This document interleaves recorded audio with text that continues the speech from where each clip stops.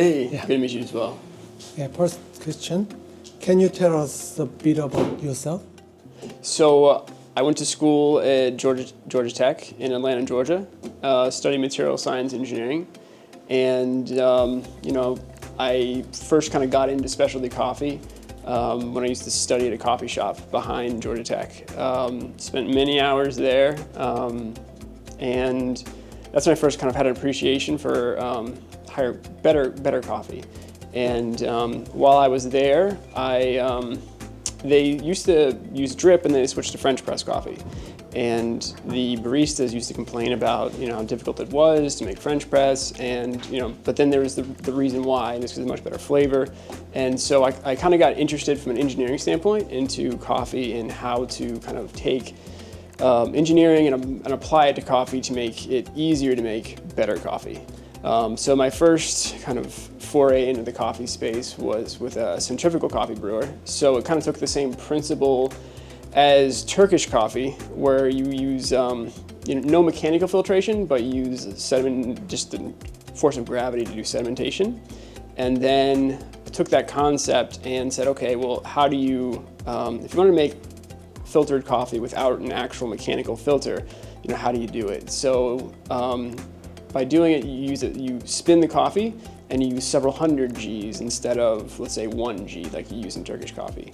So that's kind of my first application of technology into coffee. So then I built the original prototype for that. We tested it with Counterculture Coffee back in the training lab in Atlanta. And while the concept worked well, I was designed the kind of automated version of that. And in doing so, I kind of discovered to be a very expensive cup-by-cup coffee maker that had a very limited market, especially internationally. And so then I started looking at, okay, the big value proposition in coffee is espresso, and that globally is kind of the big product in the coffee world. And so it's kind of like, okay, why is it so difficult to produce a good shot of espresso? And then I started analyzing it from an engineering standpoint of, okay, what's really important in generating flavor? Is it the pressure? Is it the shot time? Is it all those other aspects of it? And I really kind of found that flow rate was probably one of the most important ones. And then from there, kind of designed a system that allowed you to have very high degree control over that flow rate, and then added on to it independent control over pressure and then temperature. So that's my original espresso machine kind of had all those three components to it.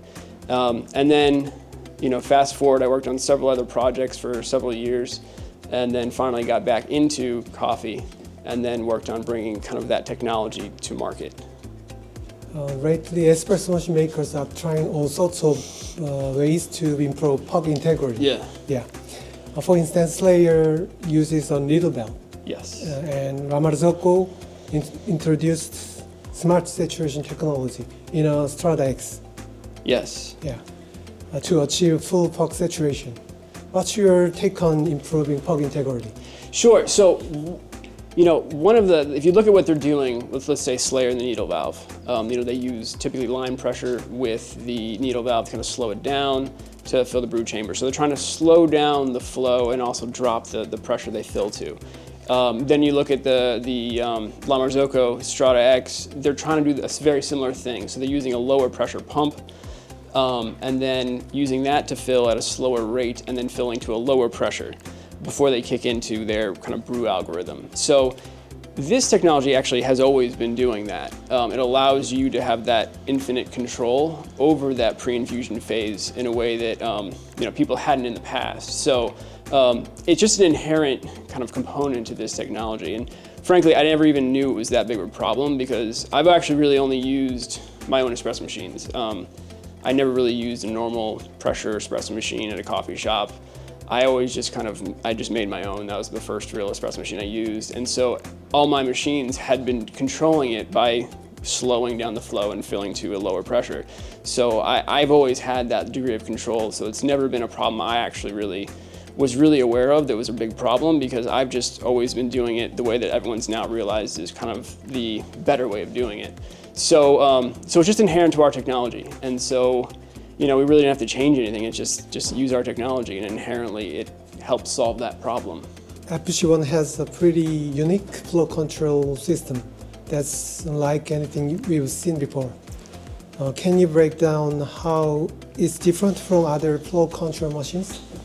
Sure. So a lot of other flow control machines, if you look at like the Delacorte Mina, it controls flow by having a pressure pump, a needle valve, and a pressure sensor. And so in doing so, by using a pressure pump and then a restrictor, you have to like sense a flow, and then you have a feedback loop that's required.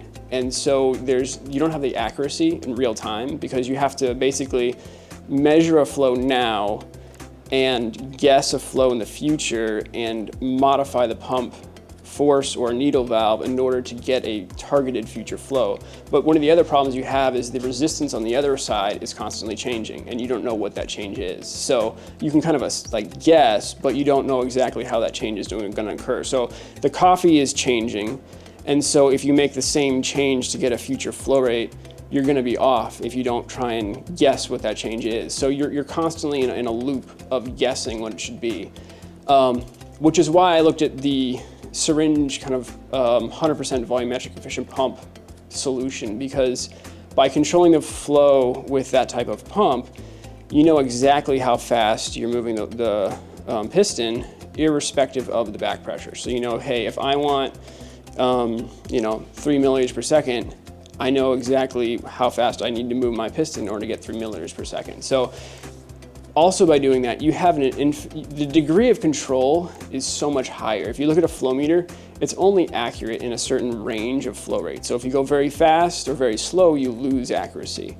With this technology, whether you're doing a cold brew on your espresso machine, so let's say 300 milliliters in 999 seconds, or even a shot of espresso, you can make cold espresso shots on here. So you can do a 1-to-1 shot of espresso in 300 seconds if you want. You can have that high degree of accuracy, whether you're going incredibly slow or incredibly fast, by using this type of technology. And that's why I went with this syringe pump concept, because it just gives you that accuracy and control that you just can't get by using the other systems. Yeah, it doesn't need back pressure. Reading Yeah, so that's the thing. That's what's really great about it too, is you can start a shot, remove the portafilter, and it'll still continue to run with the programmed flow rates, even without coffee in there. So it doesn't care whether there's coffee in there or no coffee. You're not going to see a spike in flow. You're not going to see anything in regards to that. And another great side benefit is that really helps with channeling too, because in a typical machine, you get a channel, you have a constant pressure, but you have a weak spot in your coffee bed. And so that channel just kind of gets eroded and it gets magnified over time. With this technology, not only is it easier to maintain that puck integrity initially, but if there is any channeling that does happen, you don't see an increase in flow. You actually really don't even see it in your pressure graph. If anything, it'll cause like a slight drop in pressure, which actually kind of helps heal or prevent that channel from growing. So inherent to the technology, it really helps improve any defects in your coffee bed and help prevent them from causing more problems. So it's just a great way of making it easier to make better coffee. Yeah.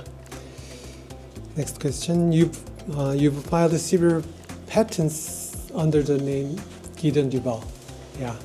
Can you give us a quick overview of the key patents related to the FC-1? Sure. Yeah. So, when I came at this kind of concept of deciding to make an espresso machine, I really kind of tried to look at espresso as a whole, and kind of look at the three kind of main components. You got temperature, pressure, and flow. And those kind of three components are kind of what you're using to produce espresso.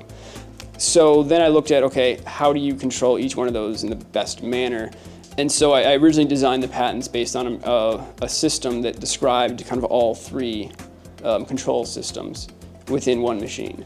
What I found in testing is that really the most value add to your customer is the flow rate control. The pressure, dynamic pressure is nice, but you have to do it after the coffee, and in order to maintain flow rate control, so you have to build a back pressure, and so really that's not as important. And also it's a lot more complex with a much lower value that it adds to the actual ability to produce good espresso. Then you look at dynamic temperature, And dynamic temperature, while it can be useful, you can sometimes kind of do similar things by changing the flow rate. So the value proposition that was provided by dynamic temperature was less. So while I originally described the machine, it kind of had all the different bells and whistles and all the different ways of doing it, really, the patents that are kind of most core to this machine would center around the flow rate control. So using this type of pump in order to achieve brew espresso. So that was kind of the main patent that kind of this machine utilizes, and that's the one we kind of have internationally. So in a lot of different countries, or like a lot of countries in Europe, China, Japan, US, and around Europe. And then the next thing is what I found when I made my first machine. So my first machine was it was a piston that the group head was actually milled into the body of the pump, right? And then I had the pump itself was the body of the pump was heated. So you kind of had the hot water in there. So it's essentially just like a digital lever machine was the original machine I built. And I was using a stepper motor to control it. And I built this thing, and then I ran out to Blue Bottle Coffee out in Oakland because I was friends with Michael Phillips, who, awesome guy, and was one of the head trainers for Blue Bottle. So he's like, yeah, come by, we'll play around with it. I said, great. So I drive out to Oakland from Florida, and I get out there, set up the machine in their headquarters, and we cannot make it work. We can control flow, but what I realized very quickly is even though you can control flow, you really have to decide what the flow should be. So then I spent the next 2 weeks at my friend's place in San Francisco, and I just burned through, I think 20 pounds of coffee, just trying to figure out how do you kind of actually utilize this technology to make espresso. And so what I found is really you need to use an algorithm to control that flow for you. Because if you go to a barista and say, hey, this machine controls flow rate, decide what's the flow rate for your espresso going to be, they have no idea. Presenting them with that question is a waste of time. They'll never actually use the thing because they can't. And also too, because the coffee resistance is constantly changing, the flow rate has to constantly change as well. So the other thing too is you have to set the initial pressure of the brew chamber. And so I found that sometimes if I was, I would put in a specific volume to fill the brew chamber, but if I was, let's say, half a milliliter or milliliter off, would be the difference from starting a shot at 5 bar versus 10 bar. So really having the ability to have an algorithm that allowed you to kind of specify just the parameters you're used to, right? So at a minimum, shot time and volume, right? Having an algorithm that can take those numbers and then calculate flow rates for a shot that allow you to kind of manifest that in your espresso shot is really what I found to be most powerful. So then I kind of added in another multiple levels of control on top of that with regards to how fast you fill your brew chamber.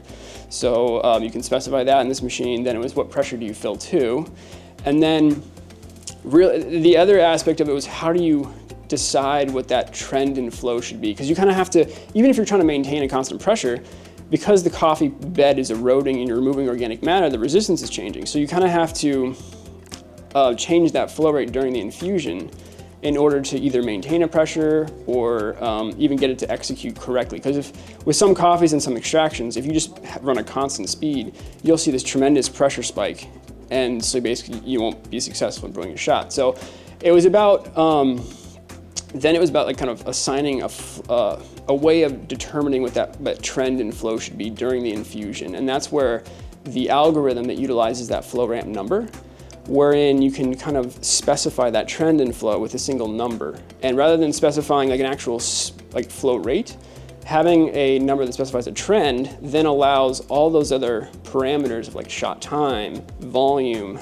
how fast you fill your brew chamber, what pressure you fill to, they can all be dynamically and independently adjusted. So you now have this infinite degree of control, and then the computer calculates that trend and flow based on whatever you've specified for that flow ramp. So even adding in a dwell time, if you want to add a dwell to stop the shot after you hit the pressure, you fill your brew chamber, the algorithm will kind of take all that into account, and you can now independently change things. If you want to go from a 30-second shot to a 28-second shot or a 26-second shot, you can now just do that, keep all the other parameters the same, and it will kind of adjust those flow rates for you. So that was kind of the other aspect. So the patents on the software algorithm and the ability to just kind of put in the parameters you want and then have the computer calculate all that for you. That is the other really important thing in controlling the flow rate machine. So, and that patent we got, in the US and internationally as well. So those two patents, I would say, are the most important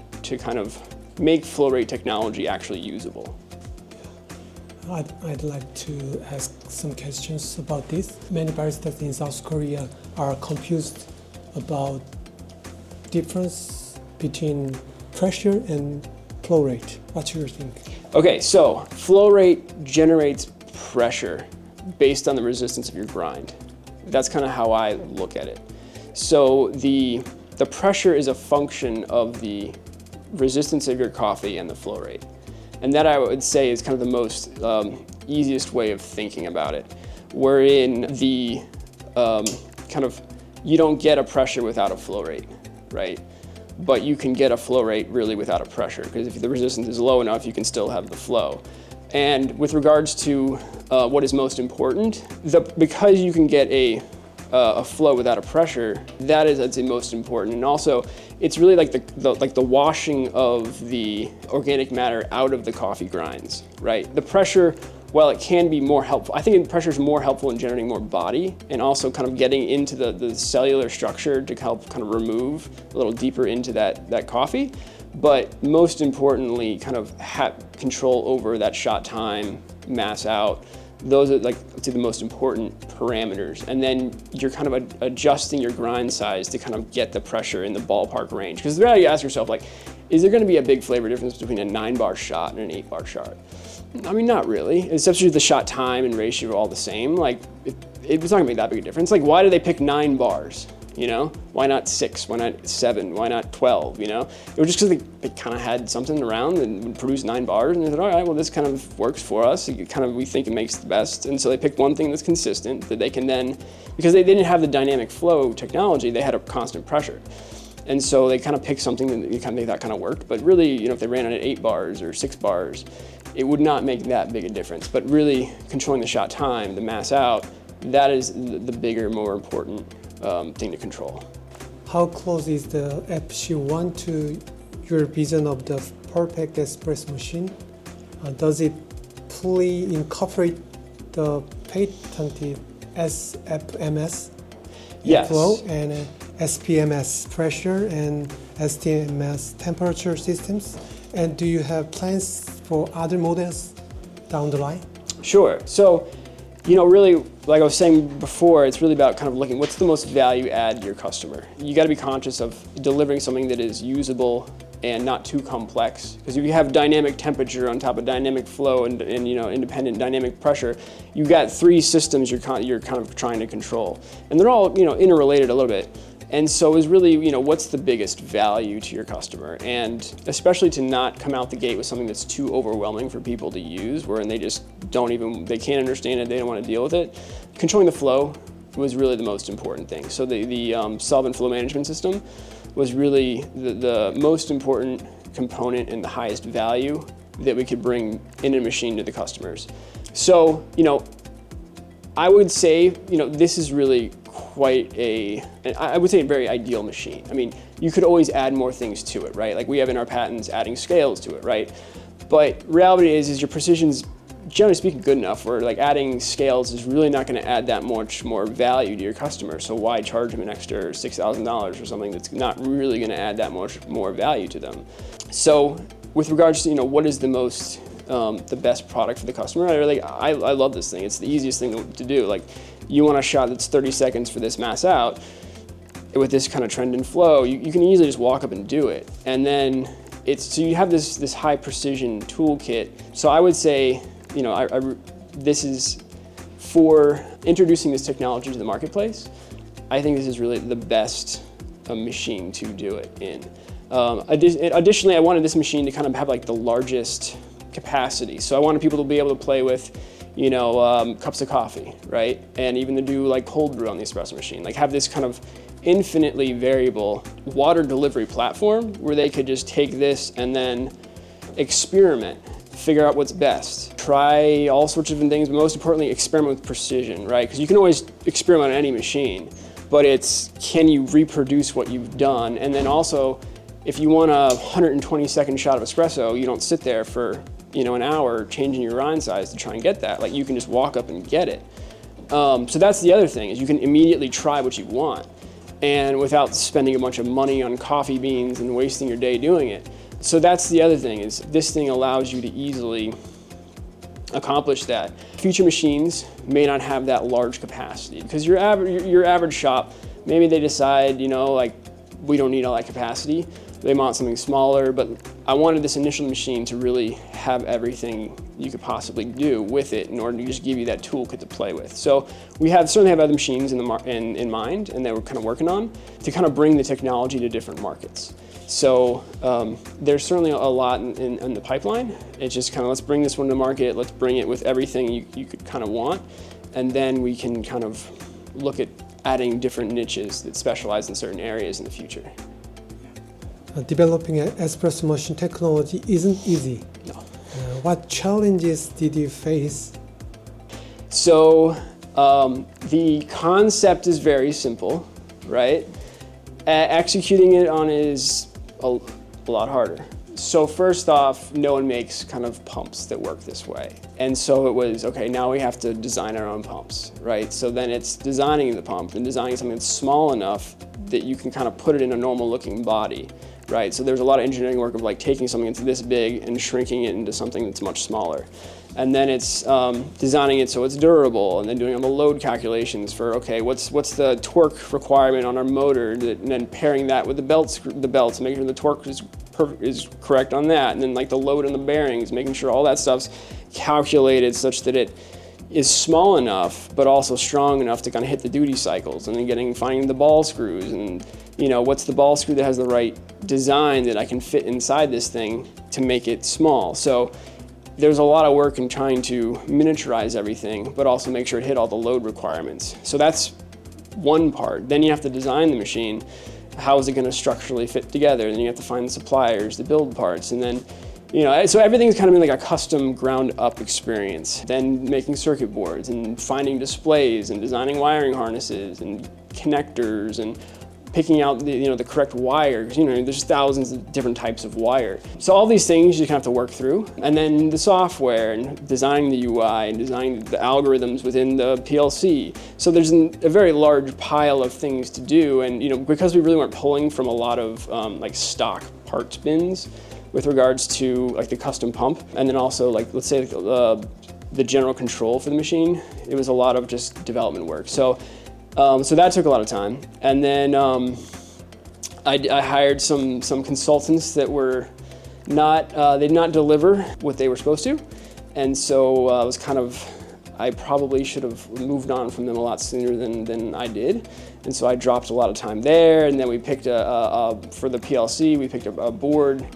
that they changed the processor on, and that went from we had a working product already that was great. And then they changed the processor, and then we found out, oh, by the way, the firmware doesn't work on the new processor. So then it was a 2-year process of, trying to go through that, and eventually we had to scrap the whole project and start from a different, processor and a different board. So dropped years trying to, take something that we had working on like within a week that turned into a 2-year delay that we ended up scrapping it anyways. So, it's that learning experience of like, use stuff that works out the gate, and so you can avoid kind of just delays and frustration and wasting a lot of money. So yeah, so it was certainly a very difficult experience. Learned a lot. It'll be a lot easier for every other machine that comes after this. I can guarantee you that. But in the end, I think we put together a pretty awesome machine that kind of hits the durability and life cycle requirements that you need. The best touchscreens I could find to try and make it a good, usable product. How many hours work a day? Yeah, I don't even want to think about it. I don't want to think about it. It was a lot of time, and then you have to design it, the internal structure, how is it going to fit together, and then also it's when you design sheet metal is like it's more almost like an art and a science. You because it's the tolerances are very loose, and so it's how you design a machine that you can actually assemble without having to drive yourself crazy over the tolerances that come from the manufacturer. So there's a lot of things you kind of have to work through and design to kind of design it where you can have a lot of slop in it. And that was certainly a process that, took some figuring out. Who helped you get through them? Like Mike Phillips? Yeah, so people like Mike Phillips, he was a very encouraging person through the process. Having someone that's that educated in the coffee world and to kind of see what you're doing and realize the value it brings and to say, hey, look, this is an awesome technology. You should bring this to market because it's going to make a difference. That was, I think, very valuable and kind of encouraging throughout the process. There were other people with Intelligentsia Coffee. They were also great. That were also very encouraging throughout the process. So it's you find some people that test it, that you respect in the coffee industry, and they tell you, hey, look, this is going to be awesome. You just kind of say, all right, great, let's put in the time to get it done. And then your family also supports you. That's always great. So my wife and daughter, they were great, kind of supporting me, because as you know, this takes a ton of time. So there's a lot more time than you would say a normal job would require. So they were very helpful in kind of giving me that time to kind of finish the development to get this thing into a real product. So a lot of people along the way were very helpful. I've heard that EIDEN invested in the Duvall FC-1 early on and has been in close communication throughout the development process. How did that partnership influence the project? So they were great. It was interesting. Originally, I was with another distributor, and this is years and years and years ago. Shown the machine at a couple of trade shows, and then we showed it at Host in Milan and won some awards there. But many years ago, they were used to they would sell the San Franciscan, and so they had contacted me in interest about distributing the machines. With someone else, I didn't want them to bother to come. Don't waste your time coming, because it's not a possibility. But then they told me that they were coming to visit. I thought they were visiting their training center in Durham for the San Franciscan. And I was like, you know what? If you're flying through Atlanta, I'm in Atlanta. I mean, for me to tell you not to come by when you're driving past my door, we can be hospitable. So yeah, it turns out they ended up flying. I think it was 3 people for a one afternoon meeting from Korea just to see the machine and experience it and see if it was really kind of what they had thought it was. I didn't know that at the time, and when they're like, oh, we're going to fly home now, when it was at the end of the day, I was like, really? Yeah, so, and then after that, we worked some things out, and they ended up being our distributor, and they were also really helpful in kind of giving us a deposit for their machines to kind of help finance a lot of the development process. And then they were also very helpful in being very patient. Because I think that from when we originally kind of set things up, I think it was 4 or 5 years before they finally got, a production spec machine. So it was a lot of patience on their end, a lot of encouragement from them, and a lot of their kind of faith in us to kind of deliver this was also very, very helpful in the process. And they're great people to work with. I couldn't have kind of asked for, imagined a better partner to work with in Korea. You've officially launched FC-1 in Korea. How does it feel to introduce it to the Korean market? It feels great, after, I think I have to look when I first started filing my patents, but I think it's almost been 10 years since I originally kind of started the original concept. Maybe it was 2013, I think, when I filed my original provisionals. So it's been a long road. So to kind of see it finally coming to fruition, it's great, So it's been good. It's been fun, and EIDEN's a great partner to kind of launch it in Korea with. That's also been a fun process. They're great people to work with, so it's great. Korea is the first distributor. Yeah. So it was one of those things where a lot of other companies have reached out to want to distribute. Because I ran into so many issues, I didn't want to kind of engage any other distributors because I just didn't want any distractions. I wanted to focus on, let's get this done, let's get it to market before we try and talk to other people. So, a lot of other companies wanted machines, wanted to reach out, wanted to distribute in different countries, and I just was like, I want to get this done. EIDEN's a great partner to work with to get this done, and if we can get it done with them and make them happy, then I know we can make everyone else happy. I just really focused on working with them to get this kind of through the development stage. And then from there, we'll look at additional partnerships, because that's the easier part, is setting up distribution, that type of thing. It's really just getting it done, making a quality product. I wanted to focus on that, and so I didn't want to waste any time with kind of other distractions, which they kind of were turning into.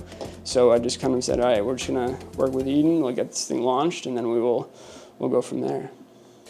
Lastly, what's your impression of the Korean coffee market? I actually was incredibly surprised. I'd heard a lot about Korea as kind of a very robust and innovative coffee market, and I didn't really have an appreciation for like how robust it really is. I was looking at a statistic the other day, I think it was back in 2023. I think they had like 15,000, some ridiculous number of coffee shops for the relative size of the country, and it came down, I think it was around like one coffee shop for every like 700 people. So it was just an incredibly high number, a large interest in coffee. And also, I think that they've developed a very large interest in kind of specialty, high-end quality coffee. And so, it's a really kind of fun place to launch, because they have the interest in new technologies and want to do a very good job to bring, specialty coffee to their customer base. And so there's that desire to kind of have the technology and the interest in the technology combined with, just really friendly, nice people to work with, and also just a very large kind of body of stores to sell to. It's kind of a really great kind of mix of the two that I just, the density I thought was just off the charts, and it's just a great country to launch in. Happy to. Yeah, thank you. Anytime.